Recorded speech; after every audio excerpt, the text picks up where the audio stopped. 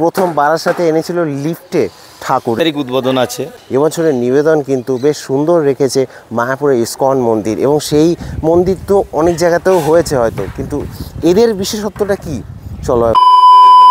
So welcome back to a new video from back bencher street. আমি কিন্তু আছি আমার নিজের শহর বারাসাতে, আর দাঁড়িয়ে রয়েছি এখন আমি আপাতত 11 নম্বর রেলগেট। এই যে দেখতে পাচ্ছ, এটা হচ্ছে 11 নম্বর রেলগেট বারাসাতে, এবং এইটা সামনে যদি যাই তো এটা কিন্তু ডাকবাংলো মোড়, আর এখান দিয়ে সোজা স্টেশন কিন্তু 2 কিলোমিটার রাস্তা। তো বলে রাখি যে এইখানে কিন্তু রয়েছে সন্ধানী ক্লাব, আর এই সন্ধানী ক্লাবের এবছরের যে ভাবনা সেটা কিন্তু মায়াপুরের ইস্কন মন্দির, এই হচ্ছে সেই সন্ধানী ক্লাব। এবং বলে রাখি সেই সন্ধানী ক্লাবের যে পুজো মণ্ডপটা সেটা কিন্তু জাস্ট এখানে 2 পা হেঁটেই এখানে দেখতে পাবে যে লাইটের বিশাল বিশাল সব আর কি প্যান্ডেলগুলো থাকবে পুজোর সময়।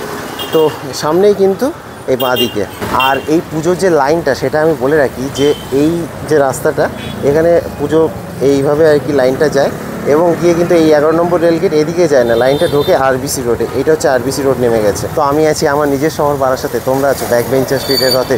চলো এই ভিডিওটা শুরু করা যাক, আর কেমন কি প্রিপারেশন চলছে সব কিছু দেখাচ্ছি। তো আমি 11 নম্বর রেলগেট থেকে কৃষ্ণনগর রোড যেটা ওটা দিয়ে কিন্তু চলে এলাম। এইটা হচ্ছে এন্ট্রি, আর সামনে এইটা হয়ে যাবে তোমাদের এক্সিট।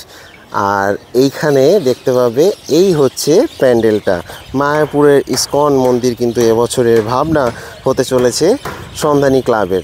সন্ধানী ক্লাব বারাসাতের অন্যতম একটা প্রসিদ্ধ ক্লাব হচ্ছে সন্ধানী ক্লাব। যদি কালী পুজোর কথা বলি তাহলে বহুকাল ধরেই কিন্তু সেই আভিজাত্যটাকে বজায় রেখেছে এই সন্ধানী ক্লাব, এবং এটা কিন্তু একমাত্র পুজো যেটা কিনা ডাকবাংলো মোড়ে হয় বড় করে আর কি। বড় পুজোর কথা যদি বলি, এটা বারাসাতে মানে যদি তোমরা বাই রোড ঢোকো তাহলে এই পুজোটা কিন্তু সবার প্রথমে পড়বে তোমাদের।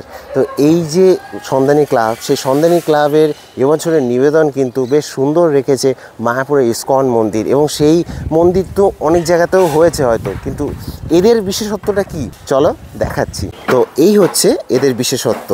দেখতে পাচ্ছ যে এরা যে ফাইবার দিয়ে বেশ সুন্দর করে পিলার টিলারগুলোকে কিন্তু তৈরি করেছে এখানে, এবং দেখো যে চূড়াগুলো সেগুলোকেও কিন্তু বানানো হচ্ছে। এই যদি আমি সামনে দেখাই এখানটাতে দেখতে পাবে। এছাড়া পুরো যে বডি সেই বডিটাও কিন্তু ফাইবার দিয়ে তৈরি হবে, এবং সেটা কিন্তু আমি তোমাদেরকে দেখাতে পারবো। দেখো এখানে এই ফাইবারের স্ট্রাকচারগুলোকে বাটামের মধ্যে কিন্তু সেট করে দেওয়া হচ্ছে। দেখতে পাচ্ছ দাদারা সব কাজকর্ম করছে, এবং আমি যদি দেখাই তো এইভাবে কিন্তু সেট করা হচ্ছে, এই যে দেখতে পাবে। আর যদি সামনে দেখাই তো এই ফাইবারের কাজের মধ্যে বেশ সুন্দর কিন্তু কাজ দেখতে পাবে, যেখানে রাধাকৃষ্ণকে সুন্দরভাবে কিন্তু ফুটিয়ে তোলা হয়েছে দেখতে পাবে। 2 দিন ধরে আমার শরীরটা ভীষণ খারাপ, কারণ আমি একটানা তো কাজ করে যাচ্ছি, আমি তবুও আমি ছুটি নিতে পারছি না আর কি, কারণ এখন এতটা চাপ। তোমাদেরকে ডেইলি আমি 2টো করে ভিডিও দিচ্ছি। তো যাই হোক, আমার ভয়েসটা হয়তো একটু অদ্ভুত আসছে তোমাদের কাছে, সেটা একটু ম্যানেজ করে নিও। তো চলো আমি এবার তোমাদেরকে দেখাই।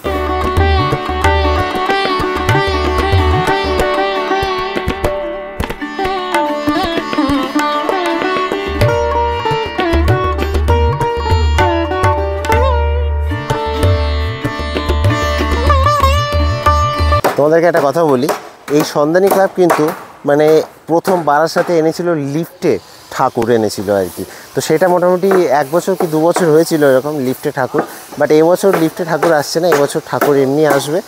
আর এখানটাতে যদি বলি তো এখানে কিন্তু সিঁড়ি উঠবে, সেই সিঁড়ি দিয়ে কিন্তু এই যে দাদারা তৈরি করছে আর কি, এই সিঁড়ি দিয়ে কিন্তু ওপরে উঠতে হবে, উঠে আবার ওখান থেকে নামতে হবে নিচে, তার একটা সিঁড়ি রয়েছে, এবং তারপরে কিন্তু মেন মণ্ডপটা।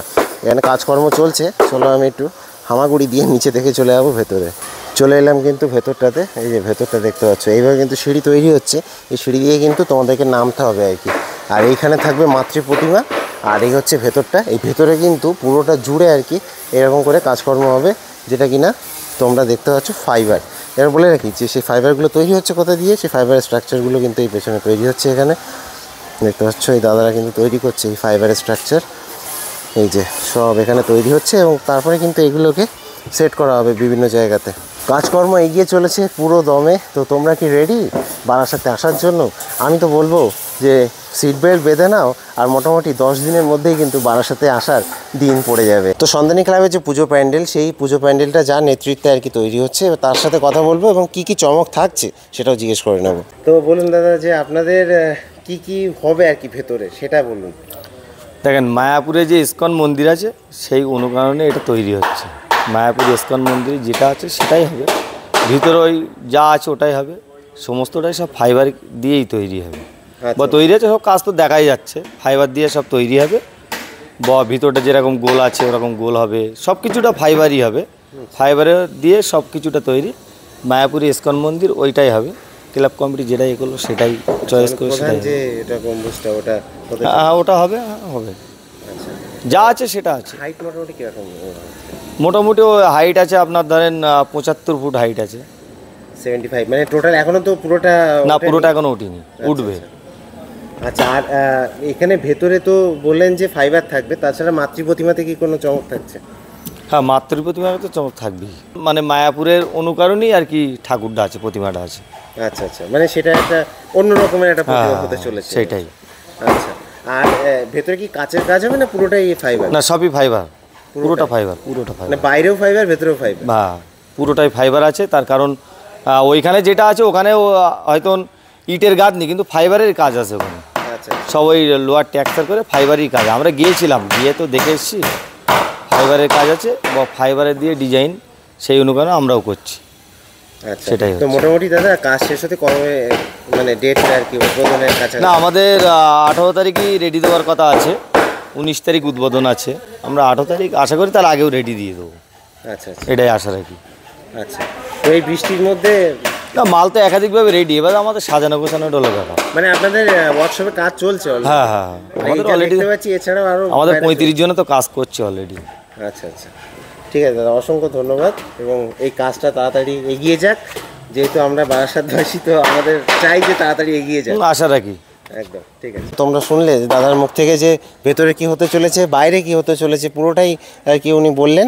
তো এই সন্ধানী ক্লাবে কিন্তু চলে আসতে পারো তোমরা, বারাসাত স্টেশন থেকে যদি নামো তাহলে প্রথমে তোমরা নবপল্লী অ্যাসোসিয়েশনের পুজোটা দেখতে পারো। না প্রথমে যদি আমি বলি তাহলে প্রথমে তো দেখবে তোমরা হচ্ছে পাইনিয়ার পার্কের পুজো, ওখান থেকে যাবে রেজিমেন্ট ক্লাবে, রেজিমেন্ট ক্লাব থেকে আসবে নবপল্লী অ্যাসোসিয়েশন, তারপরে যাবে নবপল্লী আমরা সবাই ক্লাব অর্থাৎ বয়েজ স্কুলে। ওখান থেকে কিন্তু ভেতরের রাস্তা দিয়ে চলে আসা যায় সোজা 11 নম্বর রেলগেটে, আর এটা কিন্তু 11 নম্বর রেলগেটে।